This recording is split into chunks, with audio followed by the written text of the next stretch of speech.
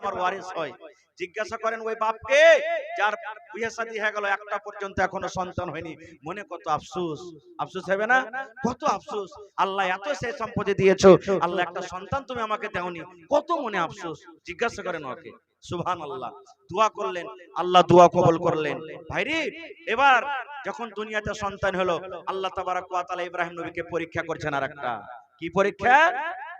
আল্লাহ রাব্বুল আলামিন ইব্রাহিম নবীকে বললেন, ও ইব্রাহিম, তোমার কলেজার টুকরা সন্তান ইসমাইলকে আর তোমার স্ত্রী হাজারাকে এমন জায়গাতে রেখে এসেছো, এমন মাঠে তুমি রেখে এসো যেখানে কোনো বাড়ি নাই, যেখানে কোনো গা নাই, যেখানে কোনো মানুষ নাই, যেখানে কোনো পানি নাই, যেখানে কোনো খানা নাই, এরকম জায়গাতে তোমার স্ত্রী হাজারাকে আর তোমার কলেজার টুকরা ইসমাইলকে তুমি বনে রেখে এসো। সুবহানাল্লাহ। কত বড় পরীক্ষা জি ভাই। ৮০-৮৫ বছর বয়সে একটা সন্তান, এরকম সন্তানের ব্যাপারে আল্লাহ বলছেন যাও তুমি ওকে বনে রেখে এসো। কি করলেন? আল্লাহ রাব্বুল আলামিন আদেশ করলেন, ইব্রাহিম তোমার স্ত্রীকে যে তুমি রাখবে, যেখানে ওই জায়গাতে রাখার পর তুমি পিছন দিকে ঘুরেও দেখতে পাবে না, কারণ পিছন দিকে ঘুরে দেখলে মায়া চলে আসবে দিলের ভেতরে। আমি আপনি যখন দিল্লি, পাটনা, পাঞ্জাব খাটতে যাব, ছেলেটাকে কোলে নিয়ে খানিক দূর যাবো, যাই না? বারবার ছেলেটাকে দেওয়া বাই বাই টাটা আবে যাবে, কত কি করি, কত ময়া মোহাব্বত। কিন্তু আল্লাহ বলছেন তোমার ছেলে ইসমাইলকে আর স্ত্রী হাজারাকে বনে রাখা পর তুমি পিছন দিকে ঘুরেও দেখতে পাবে না। সুবহানাল্লাহ। চলে গেলেন, স্ত্রীকে বললেন হযরত ইব্রাহিম নবী যে তুমি আর তোমার ছেলেকে এক উটে নিয়ে বসো। হযরত ইব্রাহিম নবী একটা উটে বসলেন, অল্প কিছু খাজুর আর এক কলসি পানি নিয়ে হাঁটতে লাগলেন। হাঁটতে হাঁটতে কোথায় চলে গেলেন? যেখানে এখন কাবা শরীফ আছে, তখন কাবা শরীফ ছিল না। কাবা শরীফ ছিল কিন্তু মাটিতে মিশিয়ে ছিল, কোনো ওজুদ ছিল না কাবা শরীফে। জমজমের কুয়া ছিল না, হাজী সাহেবরা হজ করতে গেছেন না, জমজমের কুয়া ছিল না তখন। দেখেন কিভাবে জমজম বাড়াইছে, কিভাবে আল্লাহ তাবারক ওয়া তাআলা জমজম তৈরি করছেন। সুবহানাল্লাহ। এবার চলে গেলেন, কোনো পানি নাই, কোনো গা গ্রাম নাই, আল্লাহ যেখানে আদেশ করলেন রেখে দিলেন। ওখানে কলসি নামিয়ে দেওয়া হলো, খাজুর দিয়ে দেওয়া হলো। হযরত ইব্রাহিম নবী দুটো উটকে হাঁকাতে লেগেছেন, হাঁকাতে লেগেছেন। হাঁকাতে হাঁকাতে কিছু দূর যখন গেছে, হযরত হাজারার মন কি যে উটগুলা চড়াইতে গেল মনে হয় ঘুরে চলে আসবে। এবার দেখছে হাঁটতে হাঁটতে হাঁটতে সাফা মারওয়া পাহাড় পার হয়ে চলে যাচ্ছে, তখন পিছন থেকে ডাক দিচ্ছেন, ও আল্লাহর দোস্ত ইব্রাহিম, ব্যাপার কি? আমাদেরকে ছেড়ে যাচ্ছেন, আপনি ঘুরে আসবেন না? আল্লাহ যে পিছনে দেখতে মানা করেছেন, কোনো কথা জবাব উত্তর দেয় না। আবার বলছেন যে আল্লাহর দোস্ত ইব্রাহিম, আল্লাহর কি এটা আদেশ যে আপনি আমাদেরকে এখানে রেখে চলে যাবেন? তখন মাথাটা এরকম ভাবে হিলিয়ে দিলেন, হ্যাঁ আল্লাহর এটাই আদেশ। এ আমার মায়েরা খালারা তেত্রিশ বাড়ির শোনেন। এবারে মাহাজারা কে বলছেন, এরে আল্লাহর বান্দা, ও আল্লাহর দোস্ত ইব্রাহিম, যান আপনি চলে যান, আপনাকে আর বাধা দেব না, আপনাকে আর রুকবো না। আল্লাহ রাব্বুল আলামিনের যদি এটা আদেশ হয়, আল্লাহর হুকুমে যদি এই আমার দুধ খাওয়া বাচ্চা, মাসুম বাচ্চা, আর আপনি আমাকে যদি এখানে রেখে যান, এখানে কোনো মানুষ নাই, এখানে কোনো বাড়ি নাই, এখানে কোনো গা নাই, এখানে কোনো ঘর নাই, এখানে কোনো খানা নাই, এখানে কোনো পানি নাই, এরকম মাঠ ময়দানে আপনি আমাদেরকে ছেড়ে চলে যাবেন।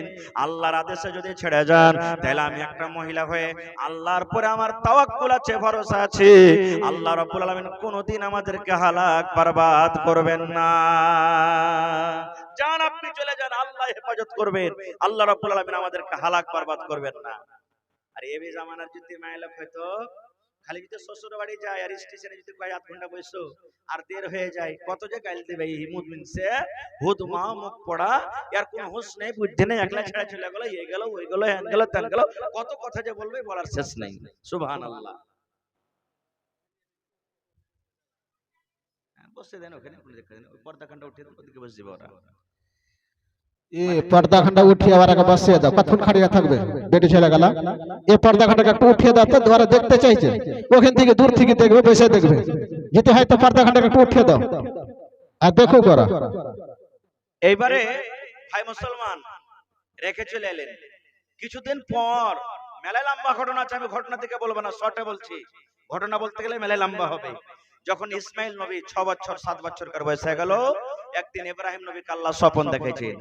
স্বপ্ন দেখেছেন, ইব্রাহিম নবী স্বপ্ন দেখছেন যে আল্লাহ আদেশ করছেন যে ইব্রাহিম তোমার সব থেকে প্রিয় সন্তান কলেজার টুকরাকে রে ওর গলাতে ছুরি দিয়ে তুমি জবাই করো।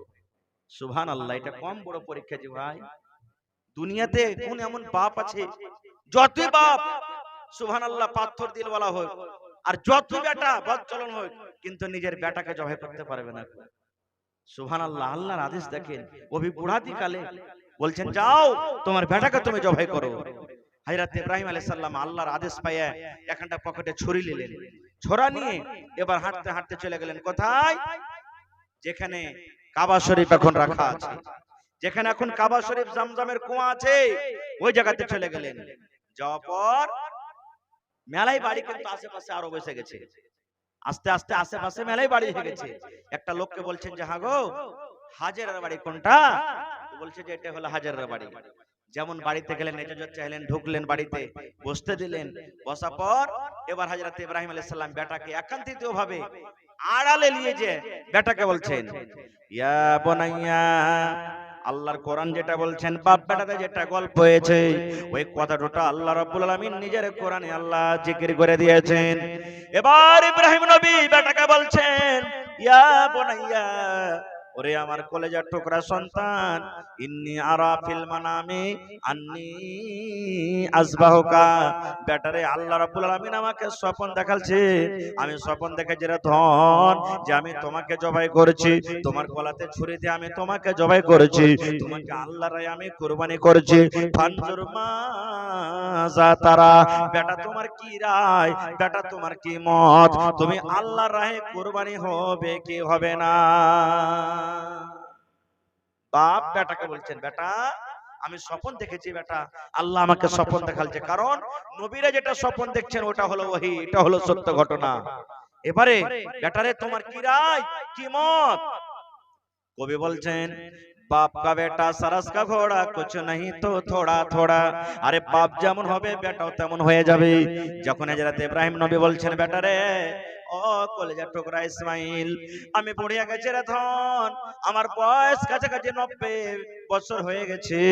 এই বয়সে আল্লাহ রাব্বুল আলামিন আমাকে স্বপ্ন দেখালছেন যেন আমি তোমাকে জবাই করেছি, তোমার গলাতে ছুরি দিয়ে আমি তোমাকে জবাই করেছি, তোমাকে আল্লাহর রাহে কুরবানি হইতে হবে, তোমাকে আল্লাহর রাহে জবাই হইতে হবে রে ধন।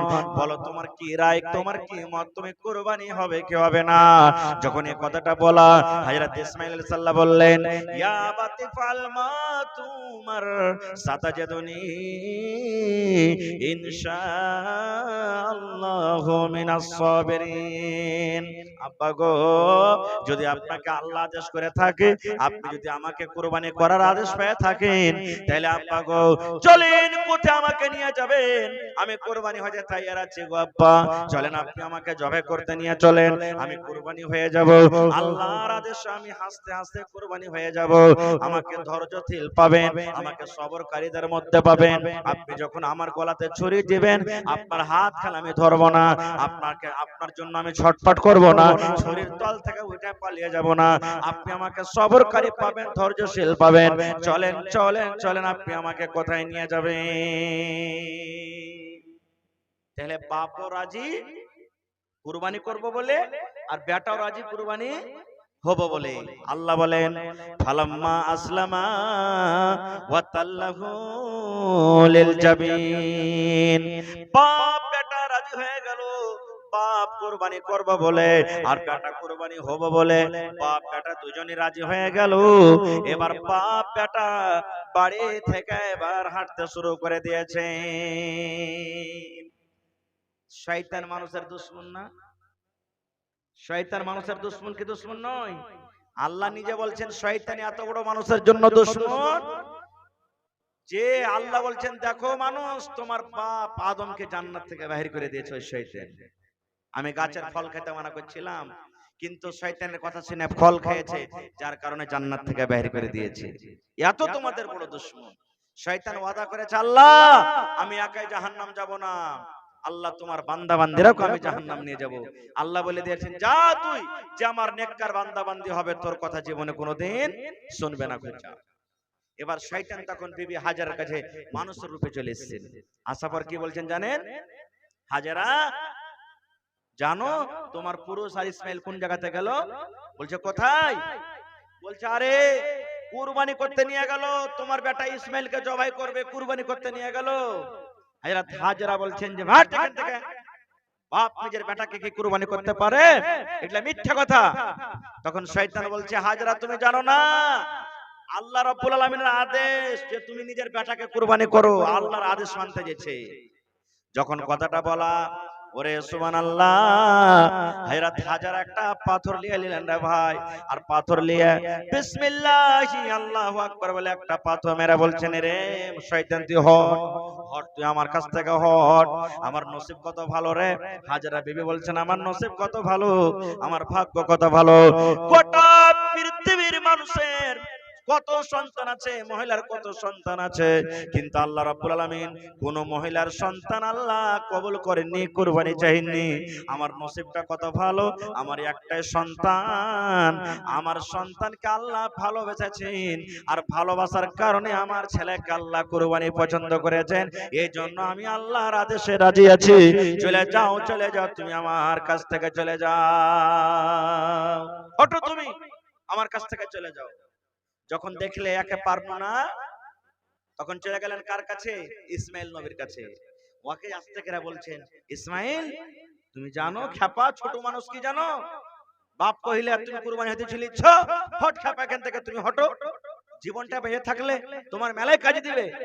হযরত ইসমাইল আলাইহিস সালাম আরেকটা পাথর নিয়ে নিলেন, পাথর নিয়ে এলো পর বিসমিল্লাহ আল্লাহু আকবার বলে পাথর মেরে দিলেন, আর বলছেন শয়তান রে তুই হট আমার কাছ থেকে, হট হট তুই হট, আমাকে আমার না আল্লাহ থেকে না ফরমানি করিস না, আমার আব্বাকে কুরবানি করার আদেশ হয়েছে, এই জন্য আমি আল্লাহর কথা মানতে গিয়ে আমি খুশি খুশি আল্লাহর দরবারে আমি কুরবানি হয়ে যাব।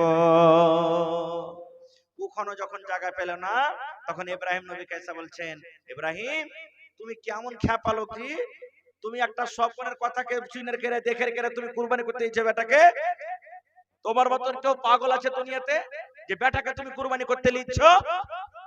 যখন কথাটা বলা, হযরত ইব্রাহিম আলাইহিস সালাম একটা পাথর নিয়ে নিলেন, আবার বিসমিল্লাহ আল্লাহু আকবার কয়ে পাথর দিয়ে মেরে দিলেন। বলছে শয়তান রে হট হট, আমার স্বপ্ন সত্য, আল্লাহ রাব্বুল আলামিন আমাকে যেটা স্বপ্ন দেখালেন সত্য।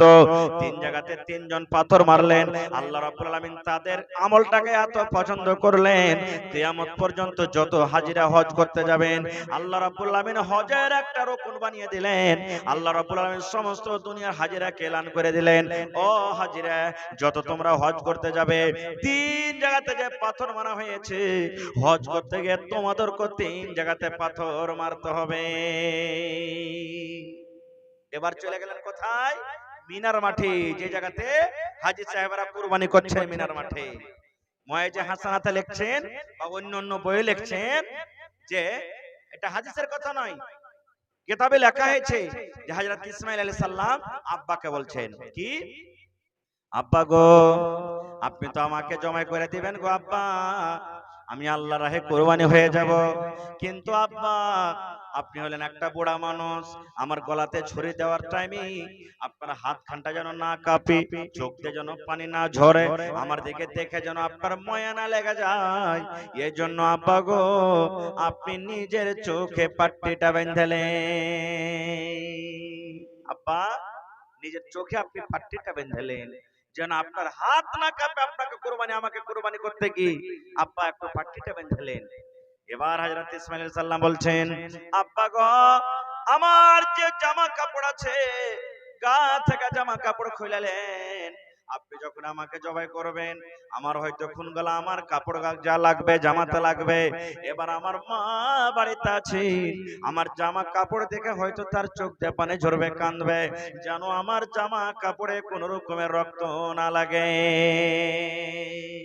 সুবহানাল্লাহ। এবার বিসমিল্লাহ আল্লাহু আকবার বলে হযরত ইব্রাহিম আলাইহিস সালাম বেটার গলাতে ছুরি দিতে যাবেন।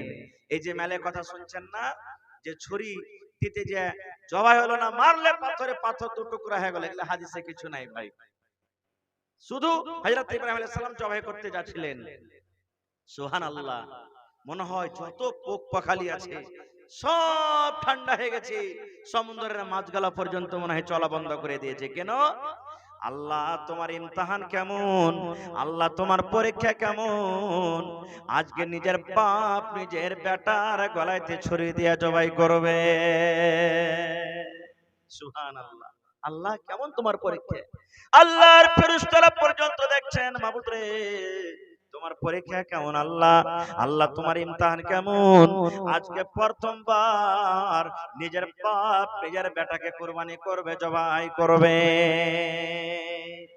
কুরবানি করতে যাবে এরকম টাইমে আল্লাহ রাব্বুল আলামিন জিবরিল ফেরেশতাকে ডাকতে বলছেন, জিবরিল রে আমার নবীকে দেখো পাগল হয়ে গেছে, দিওয়ানা হয়ে গেছে।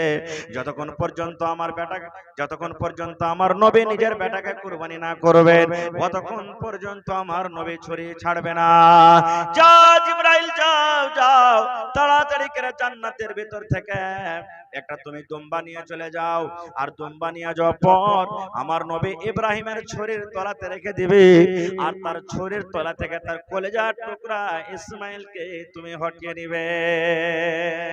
যাও জান্নাত থেকে তুমি নিয়ে যাও, একটা দুম্বা গলা নিয়ে যাও। হযরত জিবরাইল আলাইহিস সালাম সাথে সাথে তাড়াতাড়ি করে দুম্বা নিয়ে এসে হাজির। হযরত ইসমাইল আলাইহিস সালামকে ছুরির তল থেকে টেনে নিলেন, কারণ ওর চোখে তো বান্ধা আছে, পাটি আছে, দেখতে পাই না। আর ওই দুম্বাটাকে ছুরির তলে যেমন রেখে দিলেন, বিসমিল্লাহি আল্লাহু আকবার বলে যেমনই জুম্বাতে ছুরি দেওয়া, ছুরি যেমনই দেওয়ার সাথে সাথে জবা হয়ে গেল। হযরত ইব্রাহিম আলাইহিস সালাম তখন আল্লাহকে বলছেন, মাবুদ আজকে আমি ওয়াদা পুরা করে দিলাম, আজকে আমি ওয়াদা পুরা করে দিলাম। আল্লাহ তোমার আদেশে আমি নিজের কলেজার টুকরার গলায়তে আমি ছুরি দিয়ে জবাই করে দিলাম। এবার দেখছে তো ওইটা ইসমাইল তো সাইডে আছে, ওইটা দুম্বা জবাই হয়ে গেল, দুম্বা জবাই হয়ে গেল। আল্লাহ রাব্বুল আলামিন বলেন, ইব্রাহিম তুমি পরীক্ষাতে পাস হয়ে গেছো। আমার কুরবানি আসলে তোমার বেটাকে করার উদ্দেশ্য ছিল না, আমি তোমার পরীক্ষা করছিলাম যে ৮০-৮৫ বছর বয়সে তোমাকে যে একটা বেটা দিয়েছি, এই বেটাটাকে তুমি বেশি ভালো কি আমাকে বেশি ভালোবাসো? বেটাকে পায়ে তো তুমি আমাকে ভুলে যাওনি, বেটার মহব্বতে তুমি আমাকে তুমি ভুলে যাওনি, এই পরীক্ষাটা তোমাকে আমি করছিলাম। আল্লাহ রাব্বুল আলামিন সেদিন থেকে জানোয়ার কুরবানি করার আদেশ করে দিলেন, যাও তোমরা একটা করে আল্লাহর রাহে জানোয়ার কুরবানি করবে। এবার জানোয়ারি কুরবানি করার কি সিস্টেম ছিল? আপনার গ্রামে 10 জন কুরবানি হলো, 20 জন হলো, 50টা কুরবানি হলো, কুরবানি করে ফেলে দেওয়া হলো। আল্লাহ রাব্বুল আলামিনের পক্ষ থেকে আগুন আসতো, আর আগুন এসে জানোয়ারের পাঞ্জর পাঞ্জর ঘুরতো। যারা হালাল টাকার কুরবানি, ওয়ার কুরবানি আল্লাহ রাব্বুল আলামিন কবুল করে নিতেন, আগুনে তার কুরবানিটাকে উড়িয়ে দিত, জ্বালিয়ে দিত। আর যার হারাম টাকার কুরবানি, ওই কুরবানিটা কবুল হয়তো না, জমিনের উপরে পড়ে থাকতো। এরকম সিস্টেম ছিল। কুরবানি করে রেখে দিলেন, আগুন এলো আসমান থেকে আল্লাহর আদেশে, যার হালাল টাকার কুরবানি কুরবানি কবুল হয়ে গেল, আর যার হারাম টাকার কুরবানি পড়ে থেকে গেল। এটা হলো সিস্টেম। তখন আল্লাহ রাব্বুল আলামিন কুরবানির গোশত খাওয়া হারাম করেছিলেন, কুরবানির গোশত কেউ খেতে পারবে না। কিন্তু করতে করতে যখন শেষ নবীর বাড়ি এলেন, নবীজি যখন নবী হলেন, আল্লাহ রাব্বুল আলামিন আদেশ করলেন, নবীজি আমি যত আগে নবী গুজরেছেন সমস্ত লোকের পরে কুরবানির জানোয়ার গোশত খাওয়া আমি হারাম করেছিলাম, কিন্তু আজ থেকে আমি হালাল করে দিলাম। যাও তুমি খাও, তোমার উম্মতকে তুমি গোশত খেতে বলো, কিন্তু হ্যাঁ ভালো কুরবানি যেটা আমার রাহে দেয়। কেমন জানোয়ার? আল্লাহ রাসূল বলেছেন, যে জানোয়ারটা তুমি কিনবে সিং যেন গোটা থাকে, সিং যেন ভাঙ্গা না থাকে। সিং ভাঙ্গা থাকার কুরবানি হবে না, হবে না। যেন সিং ভাঙ্গা না থাকে, সিং যেন সুন্দর হয়ে গোটা থাকে। কিন্তু হ্যাঁ, যে জানোয়ারের কুরবানি দিচ্ছেন, ওই জানোয়ারটার যদি মায়ের পেট থেকে সিং জীবনে কোনোদিন বাড়ায়নি, সিংই বাড়ায়নি, আর এরকম জানোয়ারের কুরবানি হয়ে যাবে। কিন্তু সিং বাড়ালছে আর পরে যদি সিং ভেঙে থাকে, আল্লাহ রাসূল বলেছেন ওই জানোয়ারের কুরবানি দিও না, তোমার কুরবানি হবে না। মেলায় ফোন করে, হাজী মাওলানা জানোয়ার কিনতে এসেছি, কিন্তু সিং তো ভালো আছে, কিন্তু উপরকার খলিয়াটা উঠে গেছে। এরকম মেলায় জানোয়ারের হয়ে যায়, একবারে লম্বা হয়ে ছুচিলে হয়েছে, সিংটা ভাঙেনি, কিন্তু উপরকার খলিয়া খানটা উঠে গেছে। হবে? হ্যাঁ হবে। কোনো অসুবিধা নেই, ওর কুরবানি হয়ে যাবে, ভাঙ্গা না থাকা চাই। আল্লাহ রাসূল বলেছেন তুমি জানোয়ার কিনতে গেলে তোমার জানোয়ারের যেন চোখটা যেন টেরা না হয়, চোখটা যেন কানা না হয়। আল্লাহ রাসূল বলেছেন কানা জানোয়ার যদি হয়ে যায়, টেরা হয়ে টেলা আইব, আর আইবওয়ালা জানোয়ার আল্লাহর দরবারে কবুল হবে না। তুমি ল্যাংড়া জানোয়ার জবাই করে খেয়ে লাও, কানা জানোয়ার জবাই করে খেয়ে লাও, তুমি মানুষকে ভোজ করে খাইয়ে দাও, তোমার জন্য চলবে। সিং ভাঙা জানোয়ার তোমার জন্য চলবে, তোমার ল্যান কাটা জানোয়ার তোমার জন্য ভোজে এমনি খাওয়াতে চলবে। কিন্তু আল্লাহর রাহে দিতে গেলে সিং ভাঙা জানোয়ারের কুরবানি হবে না, চোখ কানা জানোয়ারের কুরবানি হবে না, ট্যাং ভাঙা জানোয়ারের কুরবানি হবে না, ল্যান কাটা জানোয়ারের কুরবানি হবে না। এবার রাসূল বলছেন কুরবানি যে দিবে একটু মোটা তাজা দেখে দাও, যার গুদা আছে চর্বি আছে এরকম জানোয়ারের তুমি কুরবানি দাও, আর তোমার ভিতরে অহংকারী যাতে না আসে, অহংকারী না আসে, মোটা জানোয়ারের তুমি কুরবানি দাও। ভাই মুসলমান, এই জন্য কুরবানি বলে অহংকারী করতে হবে না। আমি আপনি 1 লাখ টাকা দামের কুরবানি দিয়ে দিই, কিন্তু হযরত ইসমাঈল আলাইহিস সালামের সমান হইতে পারে কি? জীবনে হবে না, কোনোদিন জীবনে হবে না, মানুষের সমান হবে না। এই জন্য আপনি কুরবানি দিবেন কার জন্য? আল্লাহ তাবারাক ওয়া তাআলাকে রাজি করার জন্য, আল্লাহ তাবারাক ওয়া তাআলাকে খুশি করার জন্য, আল্লাহ তাবারাক ওয়া তাআলার কাছে হওয়ার জন্য কুরবানি করবেন। মেলায় মানুষ কহে কুরবানি মোটা তাজা গলা দেখে দেবে, যেটা 7 জনাকে পুলসরাতে হড় হড় হড় করে টেনে চলে যায়। ভুল কথা এগুলা। কে বলেছে যে কুরবানি দিতে গেলে পুলসরাত পার করতে দিবে? এগুলা কোনো হাদিসে নেই। কুরবানি করতে হবে, আল্লাহর আদেশ, এটা মানতে হবে, এটা কুরবানি করতে হবে আল্লাহর আদেশ। আর একটা জিনিস, কুরবানির জানোয়ারের গোশত বেচা চলবে না। কুরবানির জানোয়ারের গোশত বেচা চলবে না। আপনাকে কুরবানির জানোয়ারের গোশত বেচতে হবে না, কিন্তু আমরা মুসলমান বিক্রি করি না। আপনার এলাকাতে গায়ে আছে কিনা? আমি একটা মৌলভী সাহেব মানুষ, আপনি আমাকে ডেকে চলে গেলেন এমনি দিন জানোয়ার কুরবানি করতে, জবাই করতে, 1 কিলো করে গোশত দিচ্ছেন, আপনার এলাকাতে আছে? মৌলভী সাহেবকে বা যারা জবাই করলে দিচ্ছে কোন জায়গাতে? আমার এলাকাতে দিচ্ছে, চলবে, দাও, কোনো অসুবিধা নেই। কিন্তু ওই জায়গাতে যদি আপনি কুরবানি জমায়, আমি 10টা জানোয়ার কুরবানি করলাম, আরে মৌলভী সাহেবকে যা 2 কিলো গোশত গলা দিয়ে আই, চলবে না? দাও, মজুরি না হয়ে গেল, মজুরি মনে করেন আপনি দিচ্ছেন, মজুরি দেওয়া চলবে না আপনার। হ্যাঁ, মৌলভী সাহেব কুরবানি দিতে পারেনি, 2-4 কিলো গোশত দিয়ে দেয়, আলাদা কথা, ঠিক আছে, কিন্তু মৌলভী সাহেব যে জবাই করলে এই জন্য গোশতটা দিয়ে আই, এটা চলবে না। আপনি দিবেন তো আপনাকে পকেট থেকে টাকা দিতে হবে মৌলভী সাহেবকে, জবাই করার টাকা দেন, আপনি ধান দেন, গম দেন, চাল দেন, কিন্তু কুরবানির গোশত মজুরিতে দেওয়া চলবে না আপনার। এমনি দিন যেটা দিচ্ছেন যে জবাই করলে তো দিয়াই, এই মজুরি দেওয়া চলবে না, কারণ এটা কুরবানির গোশত, বিক্রি করা চলবে না আপনার জন্য, বিক্রি করতে হবে না। ভাইরা আমার, কোন ধরনের জানোয়ার কুরবানি করতে হবে? আল্লাহ রাসূল সাল্লাল্লাহু আলাইহি ওয়াসাল্লাম বলেছেন লা তাযবাহু ইল্লা মুসিন্না, জানোয়ার জবাই করিও না, কিন্তু যে জানোয়ারটার দাঁত আছে ওই দাঁতা জানোয়ার তুমি কুরবানি করো। মেলায় মানুষ বলে মাওলানা 12-14 মাস 15 মাসের কুরবানির জানোয়ার হয়ে গেছে, খাসি হয়ে গেছে, দাঁতে চলবে? চলবে না। বাড়ির পোষা হলে চলবে না, রাসূল বলেছেন দাঁতা শর্ত আছে, বিনা দাঁতা জানোয়ারের কুরবানি হবে না। এই জন্য দাঁতা জানোয়ার আপনাকে জবাই করতে হবে। ভাই, মেলায় কথা আছে বলার, আল্লাহ বাচ্চা রাখি, ইনশাআল্লাহ বেশি আলোচনা করব। তবে এটা হলো মসজিদের জালসা, নাকি? মসজিদের ছাদ হয়ে গেছে, দেওয়াল কিন্তু চারিদিকে বাকি আছে, পালাস্তাল আবিঝাবি মেলায় কাজ বাকি আছে। আলহামদুলিল্লাহ, এলাকাটা বড়, গ্রাম বড়, মোটামুটি 500 গ্রামের একটা ঘর। আমি আশা করেছি যে আপনারা সকলেই আসেন, আর 1000 টাকা যদি দেন তো ইনশাআল্লাহ 5 লাখ টাকা হবে। ওর মধ্যে কেউ 5000 দিবে, কেউ 10000 দিবে, কেউ 15000 দিবে, কেউ 20000 দিবে, আল্লাহ যাকে যেরকম তৌফিক দিয়েছেন দিবেন। তো ভাইরে, দেখি আজকে আপনাদের গ্রামে মসজিদের জন্য কোন একটা মানুষ আছেন যে 10000 টাকা দান করতে পারবেন? কোন আল্লাহওয়ালা কেউ এমন আছেন? পালাস্তারের কাজ হবে,